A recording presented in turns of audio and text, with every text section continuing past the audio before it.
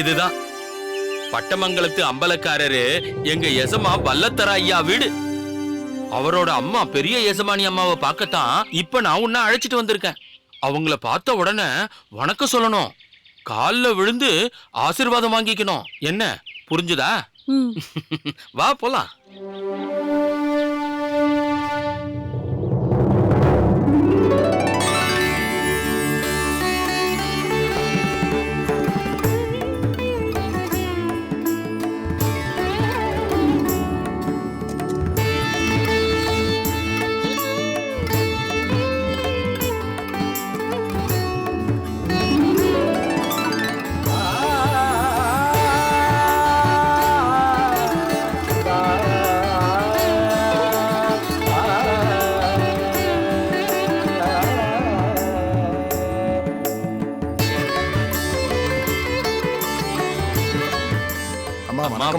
அம்மா, இந்த பெண் வேலனின் சம்சாரம், பெயர் கற்பகம். இவர்கள் இருவரும் தங்களிடம் ஆசீர்வாதம் வாங்குவதற்கு வந்திருக்கிறார்கள். ஆசீர்வாதம் வாங்கிக் கொள்ளுங்கள்.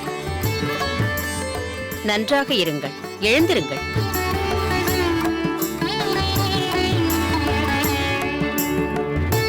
இதை பெற்றுக் கொள்ளுங்கள்.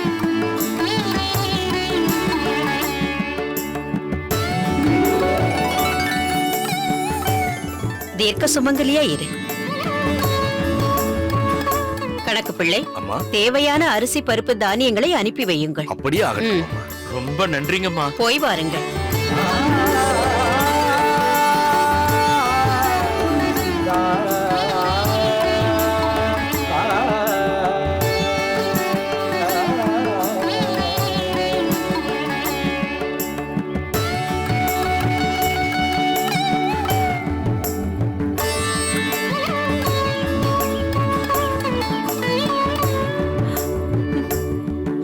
இத பிடிங்க. ஏய் கற்பகம், எதுக்கு குங்குமத்தை அழிக்கிற? ஏங்க, உங்களுக்கு கொஞ்சமாவது விவரம் இருக்கா? நீங்க கட்ட தாலியோட மஞ்ச கயிறு ஈரம் கூட இன்னும் காயல, அதுக்குள்ள இப்படி ஒரு அமங்கலத்தை என் மேல அள்ளி பூசிட்டீங்களே. எத்தனை குளத்துல முழுகி எழுந்து இந்த அமங்கலத்தை நான் தொலைக்க போறேன்னு எனக்கே தெரியல. இதுக்கெல்லாம் பரிகாரம் இருக்கான்னு கூட எனக்கு தெரியல. என்ன இப்படி ஒரு பாவப்பட்ட ஜென்மம் ஆக்கிட்டீங்களே. நான் என்ன பண்ணுவேன்? ஏய் கற்பகம், இப்ப என்ன நடந்து போச்சு? எதுக்காக இப்படி அழுது ஆர்ப்பாட்டம் பண்ற? இன்னும் என்னங்க நடக்கணும்? அதான் எல்லாமே நடந்து முடிஞ்சு போச்சே. கல்யாணம் முடிஞ்ச கையோட போயும் ஒரு விதவை கிட்ட ஆசீர்வாதம் வாங்கி என் நெத்தியில குங்குமம் இட வச்சிட்டீங்களே. அவங்க விதவைன்னு உனக்கு எப்படி தெரியும்? ஏன் தெரியாது? உங்க எஜமானி அம்மாவை பத்திதான் இந்த பட்டமங்கலத்து சீமையே கதையா சொல்லுதே. தான் புருஷனை அந்த யமனுக்கு முழுசா வாரி குடுத்ததுக்கு அப்புறமும் அந்த அம்மா தலை வாரிக்கிறதையும் பூ வச்சுக்கிறதையும் நிறுத்தல, குங்குமம் வச்சுக்கிறதையும் மறக்கல. போதும் நிறுத்து. எங்க எஜமானி அம்மாவை பத்தி உனக்கு என்ன தெரியும்? இல்ல இந்த ஊருக்கு தான் என்ன தெரியும்? அவங்க ஒரு நடமாடுற தெய்வம்.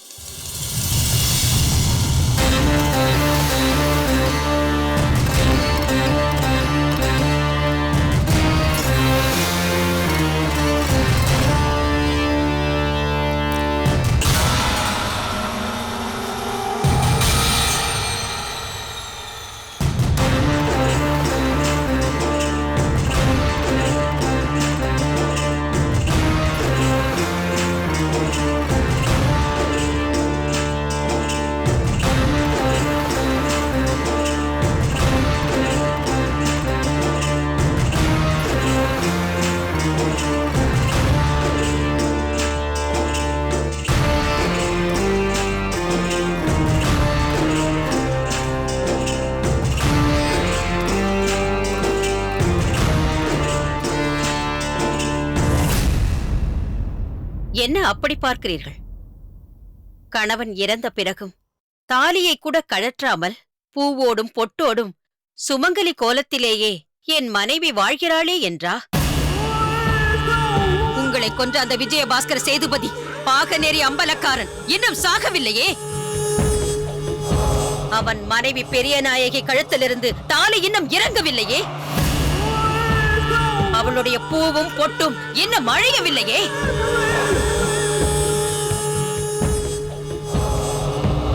ஆனால் ஒன்று, உங்களை என்னிடம் இருந்து அந்த பாவி பிரித்ததைப் போல அந்த பெரிய நாயகியிடம் இருந்து கடவுள் அந்த பாவியை பிரித்து விட்டான். அவன் ஊரை விட்டே எங்கேயோ ஓடி தலைமறைவாகி விட்டான். ஆனால் எனக்கு அது போதாது.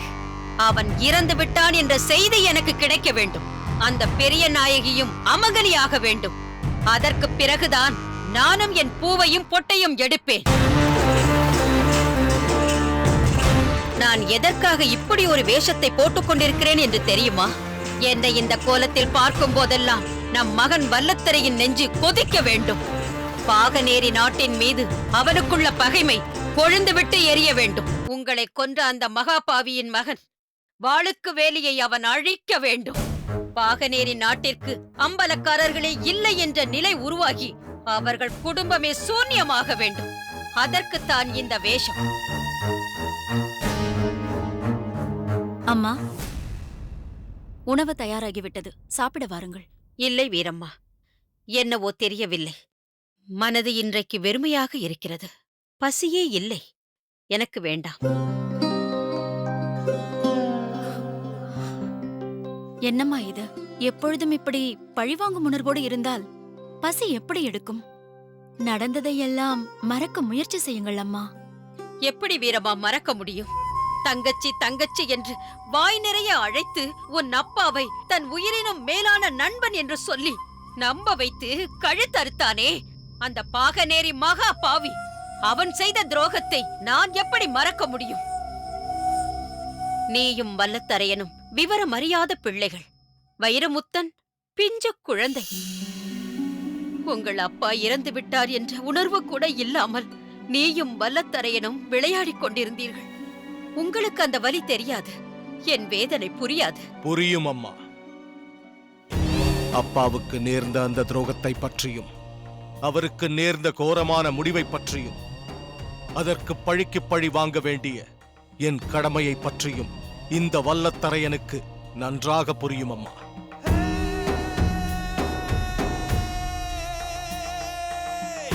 என்னுடைய சிறு வயது முதலே அப்பாவை கொன்றவனை பழிவாங்க வேண்டும் என்ற விதையை என் மனதில் ஆழமாக விதைத்தீர்கள். அது இன்று செடியாகி மரமாகி பெரும் மால விருட்சமாக வளர்ந்து விட்டது. அப்பாவை கொன்றவனை மட்டுமல்ல, அவன் மகன் வாளுக்கு வேலி உட்பட பாகநேரி அம்பலக்காரன் குடும்பத்தை வேரோடு சாய்க்கும் வரை, அவன் வம்சத்தை பூண்டோடு அழிக்கும் வரை ஓயமாட்டான் இந்த வல்லத்தரையன். பலே வல்லத்தரையா பலே! உன்னை என் வயிற்றில் 10 மாதம் சுமந்திருந்ததை நான் பெருமையாக நினைக்கிறேன். அம்மா, உங்களை கெஞ்சி கேட்கிறேன், தயவு செய்து பழி உணர்ச்சியை விடுங்கள். வல்லத்தரையனின் வாழ்வை பற்றி யோசித்து பாருங்கள். அவன் காலாகாலத்தில் கல்யாணம் செய்து கொள்ள வேண்டாமா? இவனுக்கென்று ஒரு வாரிசை பெற்றெடுக்க வேண்டாமா? வேண்டாம். என் தம்பி வைரமுத்தன் உள்ள போது எனக்கெதற்கு வேறொரு வாரிசு? எனக்கு பிறகு அவன்தான் பட்டமங்கலத்து அம்பலக்காரனாக வேண்டும். அதற்கு எந்த குறுக்கீடும் இருக்கக்கூடாது என்றுதான் நான் கல்யாணம் செய்யக்கூடாது என்று சபதம் எடுத்திருக்கிறேன். ஆமாம், எங்கே என் சிங்கக்குட்டி வைரமுத்தன்? சிங்கக்குட்டி சடுகுடு விளையாட போயிருக்கிறது.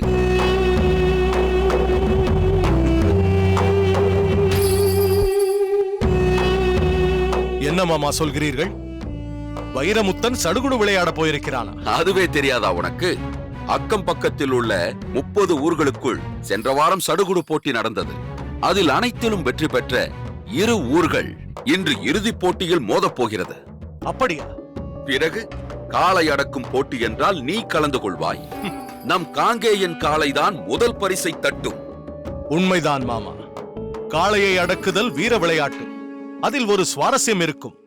சடுகுடு விளையாட்டில் என்ன சுவாரஸ்யம் இருக்க போகிறது? இருக்கிறது வல்லத்தரையா. இன்றைய போட்டியில் சுவாரஸ்யம் இருக்கிறது. எப்படி? இன்றைய போட்டியில் மோத இருப்பது பட்டமங்கலமும் பாகநேரி.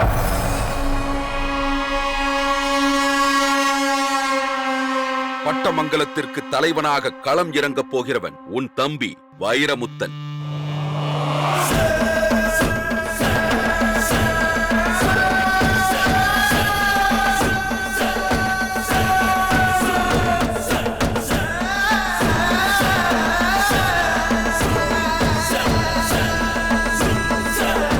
பாகநேரிக்கு தலைவனாக களம் இறங்கப் போகிறவன் வாளுக்கு வேலியின் தம்பி கருத்தாதப்பன்.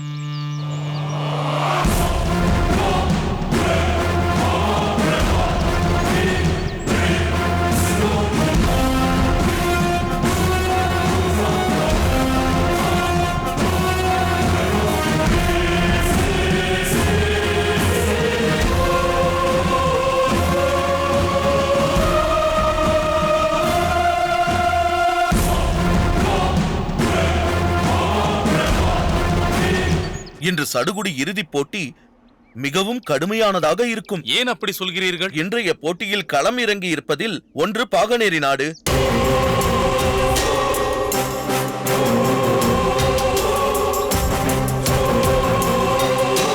மற்றொன்று பட்டமங்கல நாடு.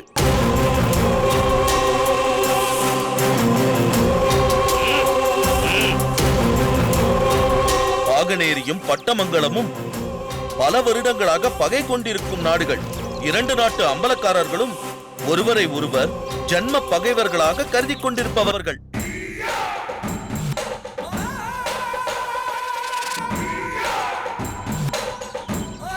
பல வருடங்களாக நடந்து கொண்டிருக்கும் இந்த சடுகுடு போட்டியில் பட்டமங்கலம் ஒருமுறை கூட பங்கு பெற்றது கிடையாது.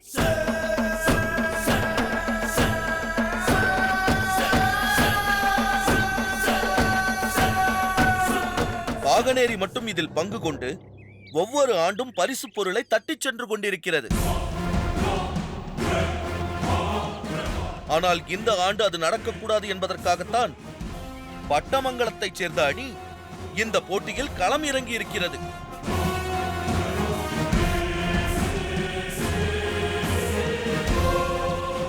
உண்மைதான். பட்டமங்கலத்துக்காரர்களிடம் பாகனேரிக்காரர்கள் எக்காரணத்தை கொண்டும் தோற்றுவிடக்கூடாது என்பதற்காகத்தான் பாகனேரியின் அம்பலக்காரரான வாளுக்கு வெளியின் தம்பி கருத்த ஆதப்பனே அந்த அணிக்கு தலைமை பொறுப்பேற்க இங்கு வந்திருக்கிறார்.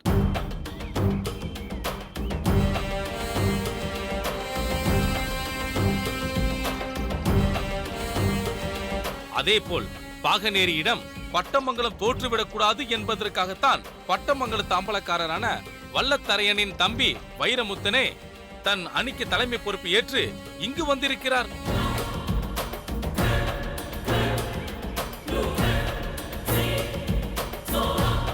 இப்பொழுது இங்கு நடக்கப் போவது சாதாரண சடுகுடு போட்டி அல்ல. பட்டமங்கலத்திற்கும் பாகனேரிக்கும் நடக்கப் போகும் போர்.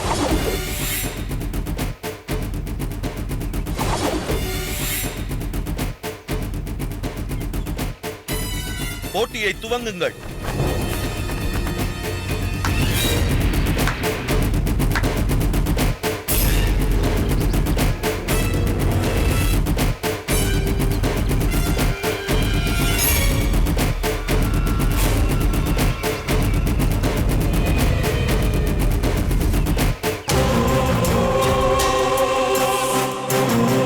விக்ரமா, நீ போ.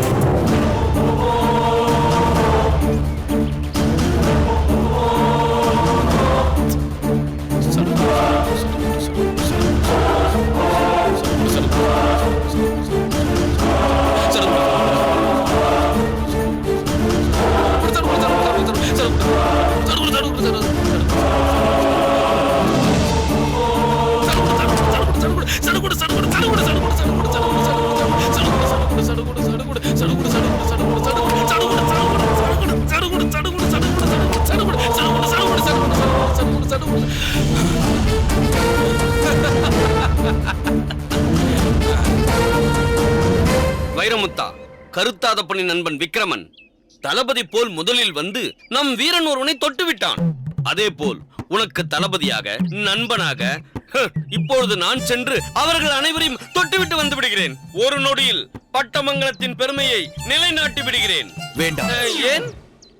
நம் அணியிலேயே சடுகுடு விளையாட தெரியாத ஒரே ஆள் நீதான். முதலில் நீ சென்றால் முதல் கோணல் முற்றும் கோணல் ஆகிறது. வீரா, நீ போ. போ.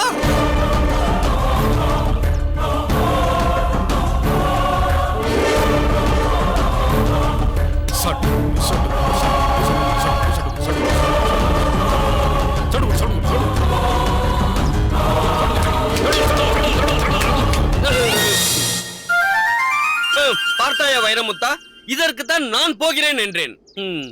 அவன் பெயர்தான் வீரா. உண்மையில் அவன் கோழை.